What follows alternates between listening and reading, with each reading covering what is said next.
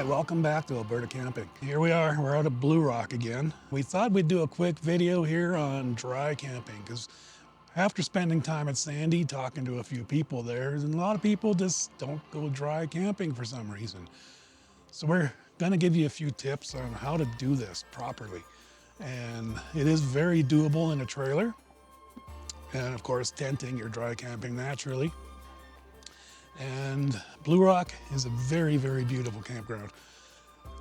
Nice and quiet, serene, and it's a lot more availability. So if you can get yourself in shape to be able to dry camp, you're basically gonna be able to do a lot more camping in a lot more areas.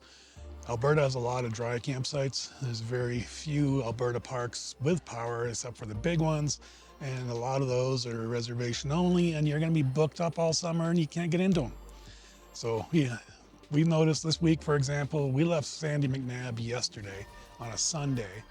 And I think maybe because of what's happening in the world, everybody's sticking closer to home, so they all want to go camping. Well, we left on a Sunday by 2 o'clock, which is checkout time. Sandy McNabb was full. The site we had, somebody nabbed it before we even left the site. Let's talk about dry camping in Alberta. How do you do it? Well, it's pretty straightforward. You got to get yourself some solar panels. Solar is probably the best way of doing this. If you want to dry camp for any length of time, I'm recommending more than 200 watts of solar with the right controller. I'm going to post a video up here that will show you exactly how we set up our solar panels.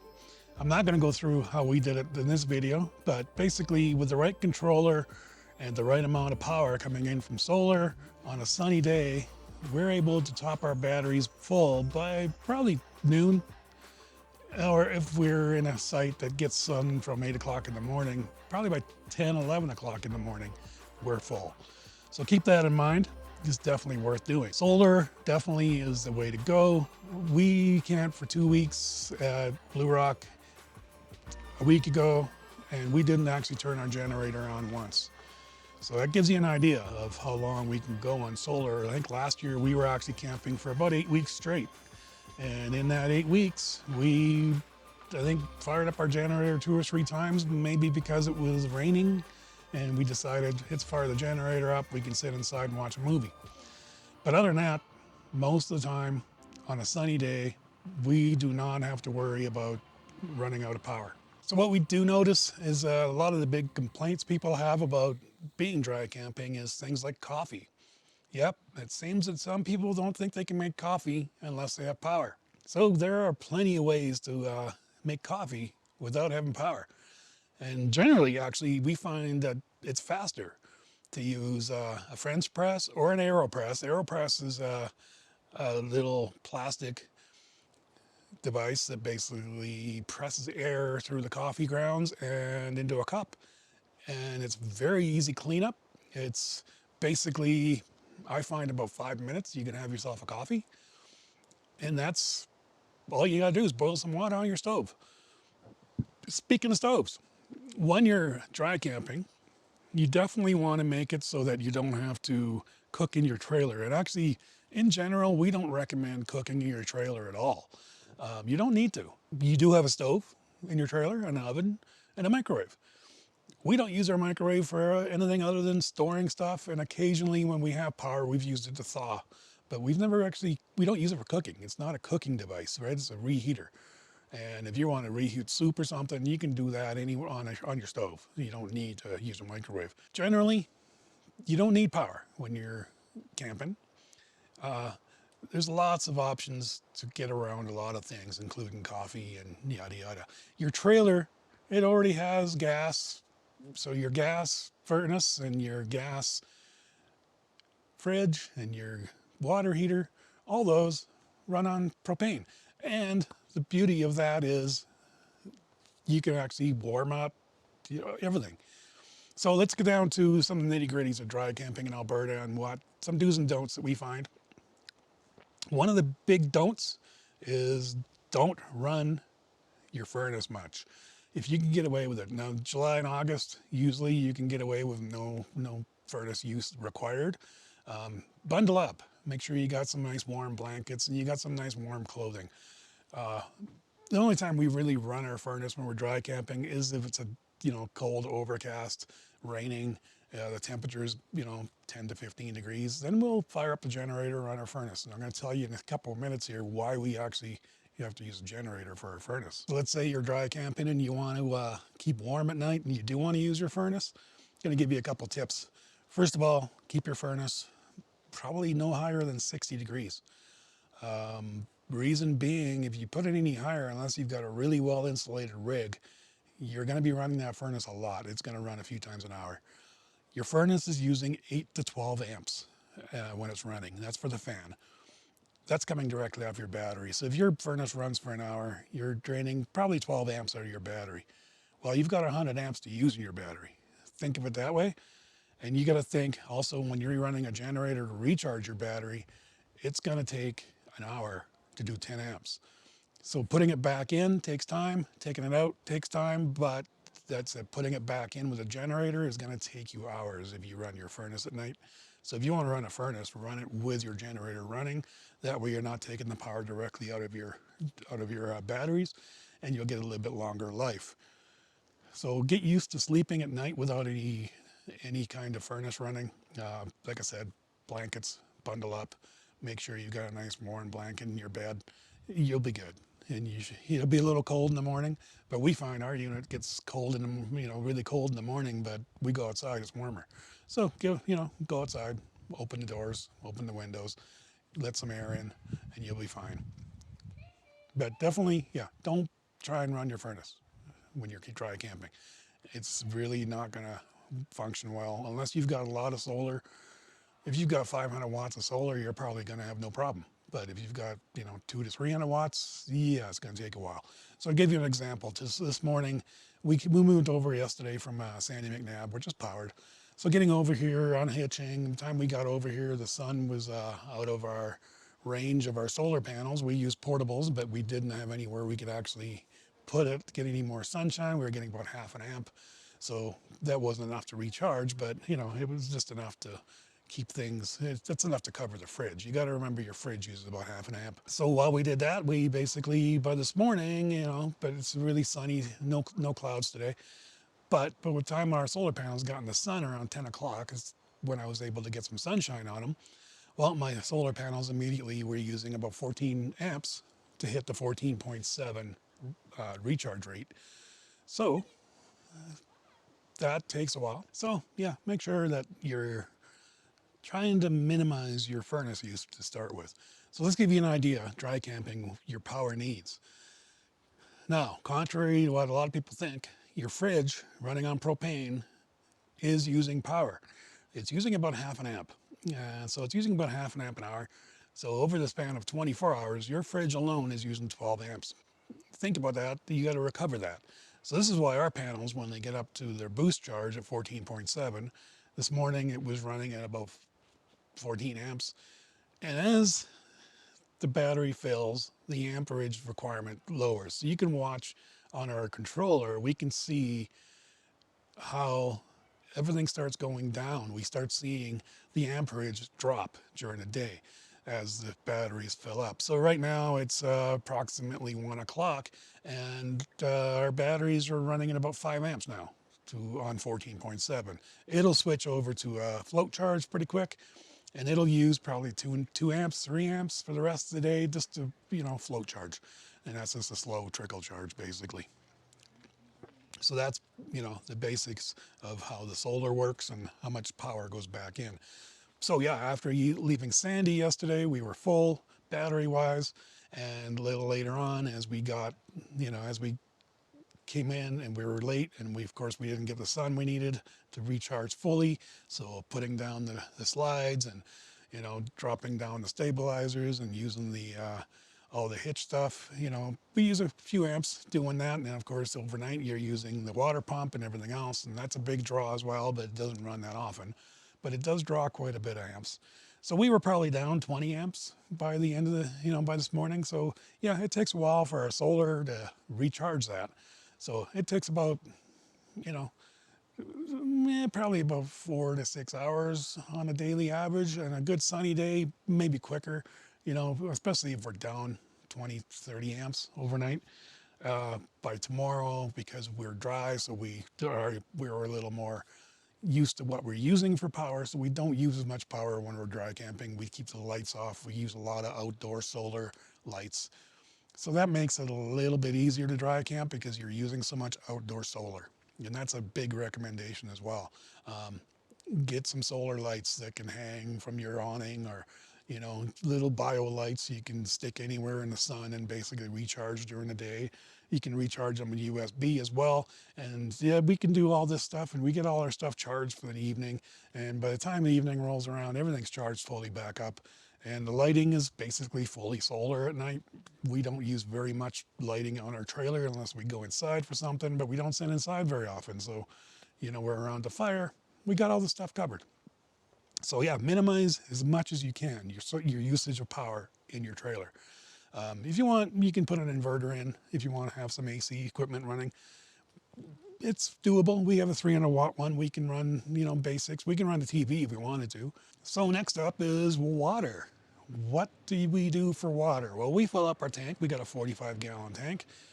Generally, that's enough for us for a couple weeks, no problem.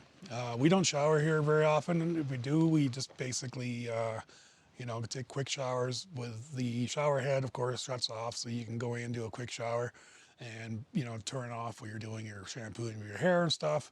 Very quick, very simple, but it uses quite a bit of water, so we don't use that very often. We're close enough to our hometown that we can run home and shower and grab supplies every few days, and that's what we've been doing this summer. Water conservation while you're out camping. So instead of filling your gray tanks, what we tend to do is we do dishes in bins. So we will pour hot water into our bins, do our dishes. We usually do them outside because it's nice out and we got lots of room. You're camping, right? So you got a picnic table. We got our own table we bring with us, and we do our dishes outside. And then, of course, you just dump your dishwater into the outhouse, which is what they recommend. So we recommend that. So that really conserves dumping stuff into your gray tank. Our black tank, we tend to only use the toilet at night. We recommend that, maybe not doing number twos in your toilets. That way you're not having to deal with that as much. And use the campground outhouses if you're in a campground. If you're boondocking out in a crown land, a little different. You probably want to use your bathroom then. But we also have a tote tank that we can use to dump our black tank, so we don't have to pull the trailer when we want to go and find an RV dump. So that kind of helps. So that's another recommendation, not a requirement. Like I said, there's ways of conserving water. There's ways of making sure that you're not using your black tank too much. If you are using campgrounds, use the outhouses. Use the comfort stations. It's part of camping. If you're in a tent, you're going to be using those anyway. So if you're in a trailer, you can use them. There's no need to use your bathroom too often in your trailers. So yeah, there's a good way of conserving some water. For drinking water, we use bottled water. We don't actually drink out of our tank water. It's not that you can't. We just prefer not to. You can sterilize it every summer before you start your season. A little bit of bleach in your tank and then flushing it. That's how you sterilize it. It's worth doing if you want to drink that water. We just use it for washing dishes, washing our hands, and washing up. So it's not really a big deal for us. So you want to use a generator. If you want to use a generator, which is a total viable thing, then make sure you buy yourself an inverter generator that's quiet. This is mostly for your neighbors. It's nothing more annoying than being in a campground with somebody running a generator full time. And if you are a type of a camper who needs that power, then we don't recommend you go dry camping. You shouldn't need power full time on your rig. Yeah, you should use two 6-volt batteries in your rig to basically provide you with longer power and better power. But at the same time, yeah, if you've got to run AC full time, please just skip the dry camping. Stick to powered sites. It's not fair on your neighbors. We have had an incident last year where we had one person running 3 generators on a fifth wheel, and they were outside generators. And he ran them from 7 a.m. to 11 p.m. every day for the weekend, and we were almost ready to leave. It was just, we can't do anything about it because there's no rules against that. So be considerate. If you do run a generator, be considerate and just realize that run a quiet one if you can. Well, please run a quiet one. Get an inverter generator with a low decibel usage. It's just better for your neighbors. I mean, we're out here at Blue Rock, and to be honest, we haven't heard very many generators since we've been out here. The time we were here for 2 weeks, it was our neighbor next door to us, and the sites are far enough apart, had a beautiful generator. I had to actually listen for it before I could hear it. I just couldn't hear it. That's the type of generator you want. If you want to run a generator, definitely make sure it's quiet. Don't go buy an industrial strength generator when you're going camping. It's not fair to your neighbors, and you're being very inconsiderate. So keep that in mind. But generators are nice to have. We have one as a backup if it's a bad rainy weekend, or it was just bad weather and your solar isn't going to keep up. So definitely that's the way to go. So the other things we like to do is we do have some recommendations for charging devices. So your cell phones, your iPads, all those devices people like to bring along for music or whatever. And we've got all these devices as well, everything from, little portable Bluetooth speakers to our phones, and of course, tablets and all the other stuff, all the gadgets modern life gives you. Work just fine dry camping. Most of your rigs these days come with USB outlets built in, or at least a 12-volt plug-in where you can put an adapter in. My recommendation for those is charge them during the day when your solar is working, because you're not going to be taking directly out of your battery as much, because it will come out of your battery, but your solar is going to adjust the amperage going back in to cover that. So we have no problem charging all our devices every day. And yeah, we're able to use all these, portable batteries, including even just the batteries for my camera equipment here.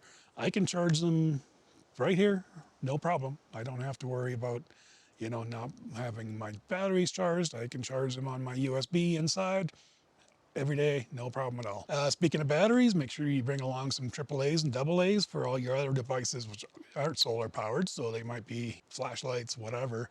Nice to have a little bit of a supply on you so that you're always set for those days when you want to use those types of devices. And we've got a few devices ourselves, LED lights that we use at night that are battery powered.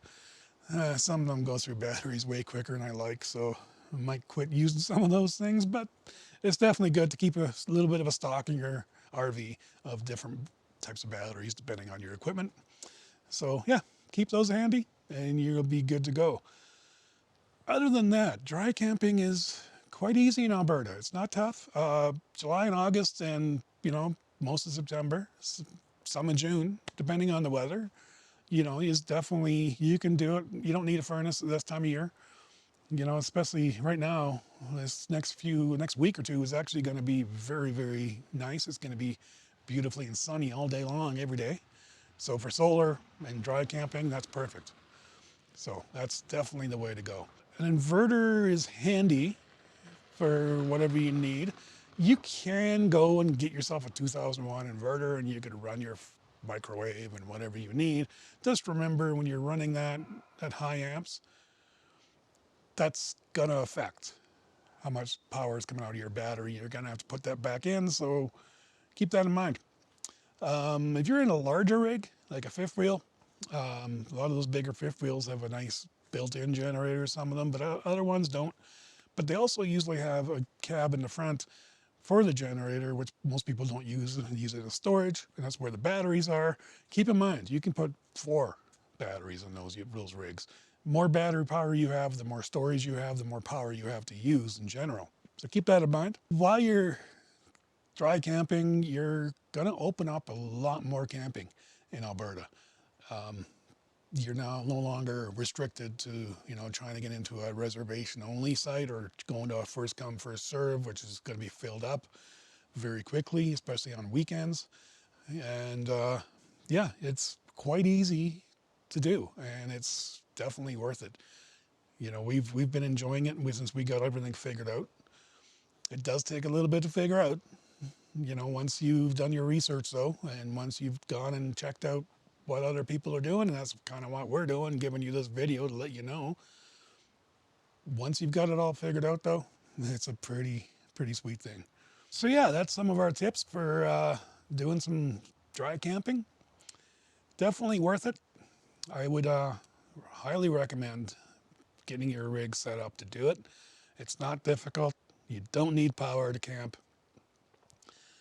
Just keep in mind your power usage and what does use power. Like I said, one of the things most people don't understand, we've had a lot of people stop by our site this week and ask us about our panels and how we're doing this. And, you know, one of the things I really tell them quite often is your fridge is one of your biggest power draws when you're dry camping. People think, oh, it's running on propane. No, it is, but it's using power. And that's basically your biggest power draw if you're not using your furnace, your fridge. That's your biggest power draw. So keep that in mind. Make sure that you've factored that in. And even if you're going without solar, you're good for 2 or 3 days in a rig. And also make sure if you have an older unit that doesn't come with LED lighting already installed, you probably want to look at the different bulbs you can get to replace existing incandescent bulbs. There is some bulbs available on Amazon that will replace those incandescents that a lot of these older rigs come with. And those will basically use a lot less power. They're like 0.2 amps compared to about 1 to 2 amps per incandescent bulb. To give you an idea, we got 6 lights in our cabin, in our trailer. And when we turn those 6 lights on, 6 LEDs, and it's very bright, but when we turn those on, well, that's basically drawing 1 amp. If we had the old style of incandescent light bulbs, those were about 1 to 2 amps each. So to light our cabin, we're looking at probably 6 to 12 amps. So if you have that on for an hour, there's a lot of battery draw. So yeah, they're about 10% the usage for an LED. So if your rig doesn't come with LEDs, good idea to swap those out, and that'll give you a lot better chance of dry camping nicely. So keep that in mind. Other than that, well, not much more I can say. It's worth the investment to get yourself solar. It's worth the investment. You got to think also how much money you're going to save just on camping. For example, if you're boondocking on Crown land, yeah, you're saving a lot of money already. If you're just going to dry campgrounds, those are on average right now, they're $8 a night cheaper than doing power camping. So keep that in mind. We've never actually been to a campsite with power, with anything beyond power. Everything we've ever camped in only had power or no power. But we've never been to a campground that had power, water, and sewer. There's very little of that in Alberta. Most of them are privates. And I got to say, I saw a post the other day on our Facebook group of somebody talking about one of the powered campgrounds they went to, a private campground. And it was power, water, and sewer, $91 a night. That's a lot of money. You're getting into hotel costs just to have power, water, and sewer. You might as well get a hotel room. So we wouldn't go to anything like that. It's just not something we would be into. So we prefer this. But yeah, even if you're just doing dry camping at the campgrounds, provincial parks that are, $29 a night right now. If you look at the powered sites, those are $37 a night. So we're saving $8 a night. Over 10 nights, we're at $80 savings already, just camping dry, right? So I factor that I think we paid probably close to about $700-800 for our solar panels and our rig to keep it powered and all the controllers and everything else. So when you factor all that in, it doesn't take too long for that to pay for itself, and we're not using any fuel on it. It's just free power. So that's really good. So think of it that way if you are looking at solar. Just to let you know where we grabbed our solar comes from Costco. Every year you'll see in the spring they carry these, I think they're 110 watt now, but 100 watt to 110 watt solar panels that they carry in the warehouse. They come with the full kit. They come with a panel, they come with an inverter, and they come with the controller. That controller, of course, we would recommend swapping out, as we would tell you in the video posted above here. But swap that out, get a better controller. We're using mount bowls. We were using 3 of those kits. So we've thrown away all the rest of it. Of course, we use one of the inverters. The inverters aren't great. It's listed for 300 watts, but we're pretty sure it doesn't do 300 watts because I tried to run a magic bullet, didn't work. But yeah, definitely look into those type of things. You're going to get, you know, way better bang for your buck than, you know, you're going to spend $500 to $600 anyway on a 2,000 watt generator. Go for the solar, you know, generator. It's worth having. If I had to go one or the other, I would go probably solar, but that would depend on your usage and when you plan on dry camping. Shoulder season, that's a little tougher. That's when you're talking, you know, the May and September and October seasons. Then it's a little tougher to get away with solar. We have done solar in September and got away with it, no problem. But you know, if you're in the shoulder season, you're going to want some heat occasionally, especially there's a chance that could be, you know, you could get down to single digits for daytime temperatures sometimes, right? So that's up to you. That's when you want to have that backup generator. So it's definitely worth it having a generator as well. So it is a little bit of an investment, but it is worth it. Like I said, you open up a lot more campsites to yourself and a lot more campgrounds, a lot more areas. And just keep in mind, there's a lot of areas that don't even have a powered campground anywhere nearby. So that's worth doing. And in a lot of these little off the grid campgrounds, these things, usually the dry campgrounds are easier to get into, less busy, and it's definitely worth it. So thanks for watching. Hopefully we've given you a few tips on what to do for dry camping. If you have any questions or comments, feel free, leave them below in the comment section and we'll definitely answer any questions you have. Other than that, hopefully you're having a great summer. We're into week 6, so this is great. 2020 camping is working, so we're happy with that. So definitely, yeah, don't forget to like and subscribe, and we'll see you in the next video. Thanks for watching and happy camping.